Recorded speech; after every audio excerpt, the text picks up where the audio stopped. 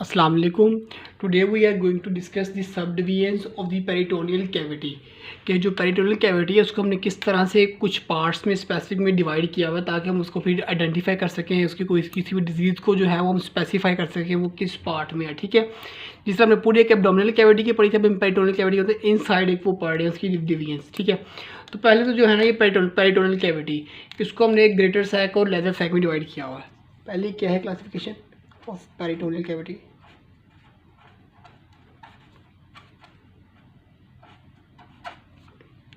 उसको हमने डिवाइड किया हुआ है एक ग्रेटर सैक और एक लेसर सैक।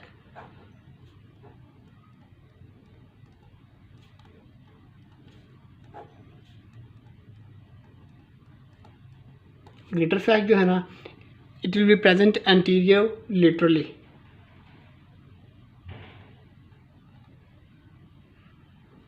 ठीक है, ये इंटीरियर लेटरली प्रेजेंट मतलब अगर हम एंटीरियर साइड से कोई भी इंसिजन देते हैं ना इसमें पेरिटोनियल कैविटी में तो हम जो है वो ग्रेटर सैक में जाएंगे।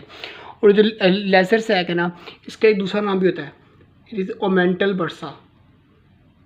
क्या कहेंगे उसको हम, ओमेंटल बर्सा। और ये जो it will be present posteriorly, almost posteriorly. इसको भी मैं बाद में आपको पूरा एक्सप्लेन करता हूँ। ये जो ओमेंटल बर्सा है, पहले जो है ना हमें एक और डिवीजन का एक क्राइटेरिया देख लें, वो है जी ट्रांसवर्स मीजोकॉलन के जरिए डिवीजन। किसके जरिए? ट्रांसवर्स मीजोकॉलन के जरिए।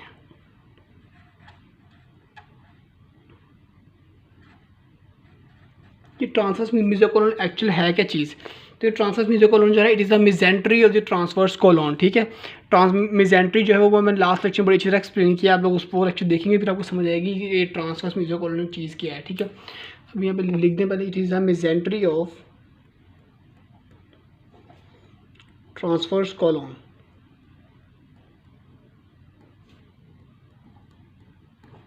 ठीक है, तो अब ये क्या होता है कि it will divide the peritoneum into two compartments. ये transverse mesocolon will divide peritoneum to two compartments. तो वो दो कंपार्टमेंट्स कौन कौन से हैं? One compartment is supracolic and infracolic, supracolic compartment and the other is infracolic compartment. अभी supracolic और इंफ्राकॉलिक है क्या, मैं आपको यहाँ पे डायग्राम दिखाता हूँ। तो ये देखिए ज़रा, आप डाइजेस्टिव ट्रैक अगर हम ड्रॉ करते हैं, this will be liver, here will be the stomach,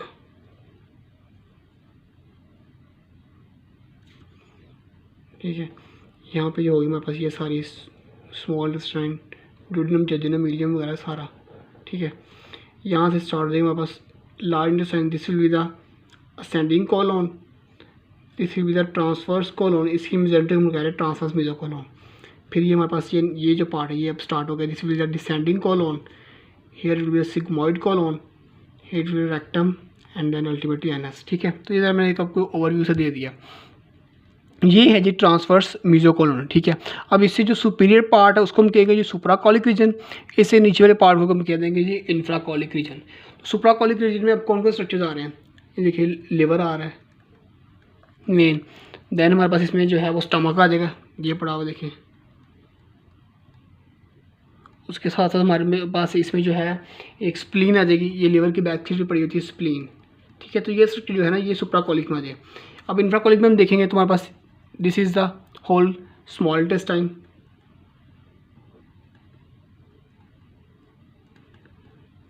उसके साथ हमारे पास ascending colon, descending colon, sigmoid colon, ascending,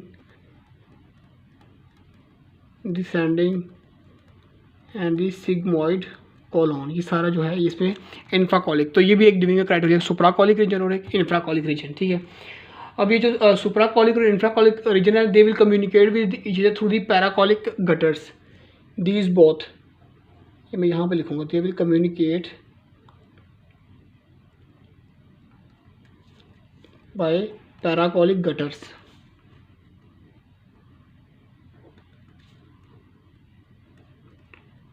ये पैराकॉलिक गटर्स कहाँ पड़े होंगे?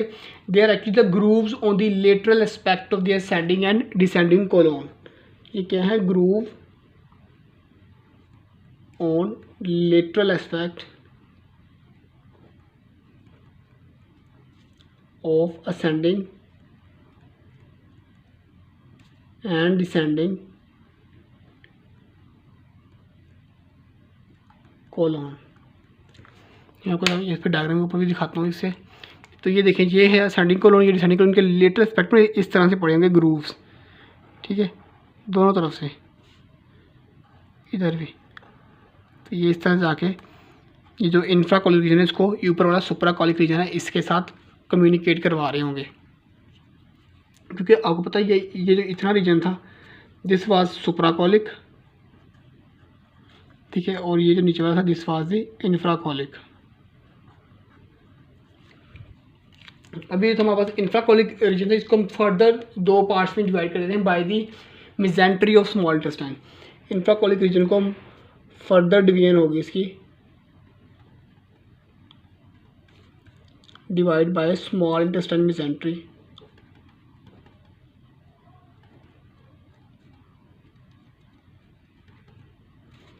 अब वो क्या फर्दर डिवीजन हमारे पास आ जाएंगे, राइट इंफ्राकॉलिक और लेफ्ट इंफ्राकॉलिक।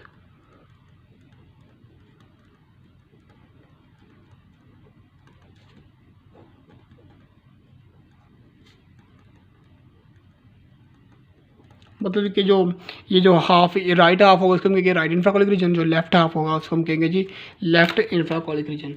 ये सिंपल है, ये तो ये जो इतना होगा ये ऐसे, ये हो जाएगा राइट इंफ्राकॉलिक रीजन, ये होगा लेफ्ट इंफ्राकॉलिक रीजन, ठीक है। तो ये तो हमने देख लिया ट्रांसवर्स मेसोकोलन। अब ये दूसरा मैंने आपको चीज़ कही थी कि हम बड़ी डिटेल में डिस्कस करेंगे, it was this omental bursa और द लेसर सैक। तो I will write it here, omental bursa.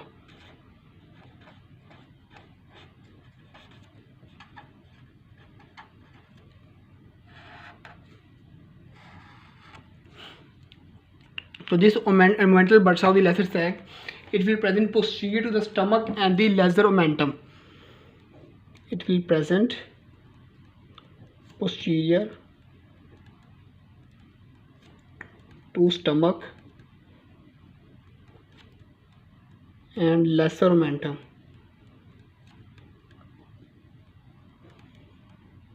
तो ये लेसर मोमेंटम क्या था, ये मैंने आपको पोस्टीरियर पिछले लेक्चर में चीज़ बताई थी कि ये जो था ये इस तरह ये जो हमारे पास स्टमक और लिवर और नीचे से जो ड्यूडेनम के सबको तीनों के साथ अटैच हुआ था इस तरह से, ठीक है, कुछ ये इस तरह से आ रहा था,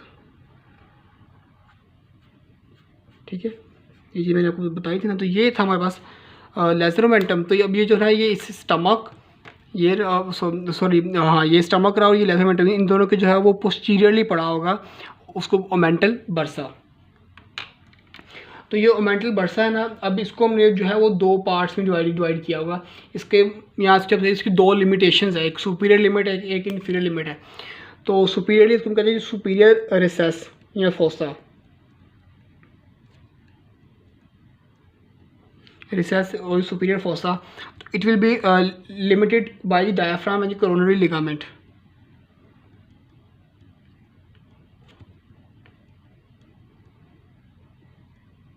डायाफ्राम एंड कोरोनरी लिगामेंट, ये जो कोरोनरी लिगामेंट है ये जो है ये बस लिवर का लिगामेंट होता है, ठीक है।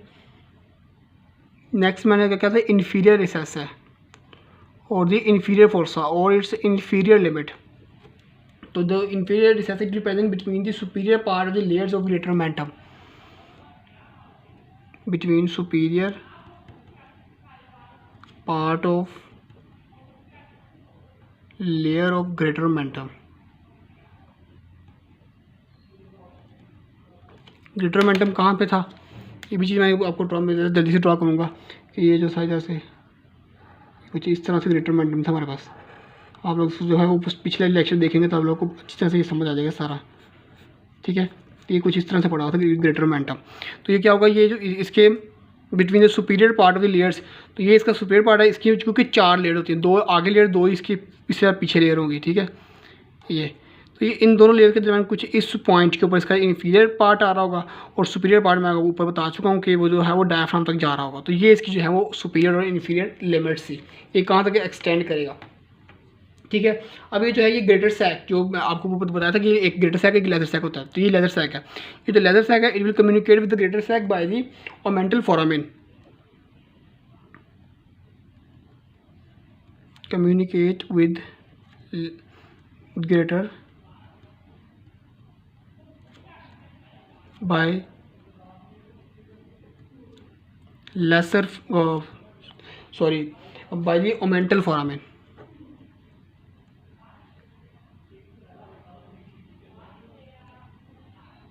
ठीक है, अब ये ओमेंटल फोरामेन, इसको इसका एक और नाम नेम भी है एपिप्लॉइक फोरामेन। क्या है? Epiploic foramen. अब ये जो ओमेंटल फोरामेन है ये एक्चुअल चीज़ क्या है? It will be present posterior to the lesser omentum, present posterior to lesser omentum. ये लेजर ओमेंटम है, ये इसका जो है ना ये वाला फ्री पार्ट ये कुछ इस पार्ट के पीछे पड़ा होगा ओमेंटल फोरामेन, और ये जो है इस तरह से फिर ये जो इन्फीरियर रिसेस और जो सुपीरियर रिसेस है सॉरी ग्रेटर और लेजर सैक है, इन दोनों को कम्युनिकेट करवा रहा होगा, इनको कनेक्ट कर रहा होगा। ठीक है, अगर इसकी बाउंड्रीज देखें, यहाँ पर जगह ही नहीं है, मैं यहाँ पर लिख दूँगा उसकी बाउंड्रीज। ठीक है, तो ये बाउंड्रीज में अगर देखते हैं इसके एंटीरियरली क्या है। ठीक है, तो ये अगर ये जो हमारे पास है ना, ये आपको ओमेंटल फोरामेन की बाउंड्री बता रहा हूँ। ठीक है, तो इसके एंटीरियरली क्या पड़ा होगा? हिपैटोड्यूडेनल लिगामेंट, मतलब यही तो था हिपैटोड्यूडेनल लिगामेंट, ये जो इसका फ्री पार्ट था लेजर ओमेंटम का, यही था हिपैटोड्यूडेनल लिगामेंट। तो इसके पीछे पड़ा तो इसके एंटीरियरली आ गया ना हिपैटोड्यूडेनल लिगामेंट, ड्यूडेनल लिगामेंट आ गया। उसी के साथ हमारे पास होगी हिपैटिक पोर्टल वेन होगी, हिपैटिक आर्टरी होगी और बाइल डक्ट होगी।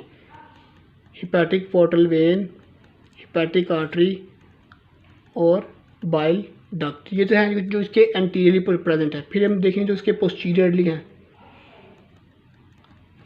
इस ओमेंटल फोरामेन के पोस्टीरियरली क्या हमें मिलेगा? इन्फीरियर वेना केवा मिलेगी और डायाफ्राम मिलेगा। Inferior vena cava and the diaphragm. ठीक है, और इसके अब देखेंगे इसके हमें सुपीरियरली क्या मिल रहा है इसके। तो सुपीरियर आपको मैं ऊपर डायग्राम से समझाऊंगा। तो ये देखिए ज़रा, अगर ये कुछ इस पॉइंट पड़ा, देखिए इसके सुपीरियर ये क्या चीज़ आ रही है? लिवर आ रहा है। तो सिंपली इसके सुपीरियरली क्या आ गया? लिवर।